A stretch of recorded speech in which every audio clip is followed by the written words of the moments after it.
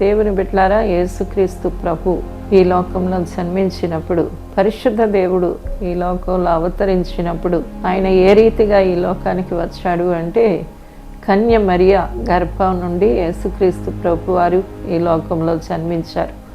కన్య మరియని దేవుని యొక్క పరిశుద్ధాత్మని యొక్క శక్తి, సర్వోన్నతుడైన దేవుని శక్తి కమ్ముకోవడం ద్వారా దేవుడు ఆమె గర్భంలో శిశువుగా జన్మించడాన్ని మనం చూడగలుగుతున్నాం.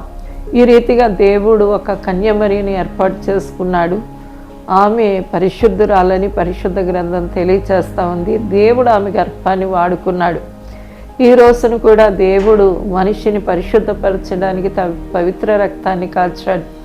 అలా ఆయన రక్తం చేత ఎవరు శుద్ధి చేయబడి పవిత్రమవుతారో వారందరి హృదయాల్లో కూడా దేవుడు నివసిస్తాడు, జన్మిస్తాడు. అదే నిజమైన క్రిస్మస్ ఆనందమైంది.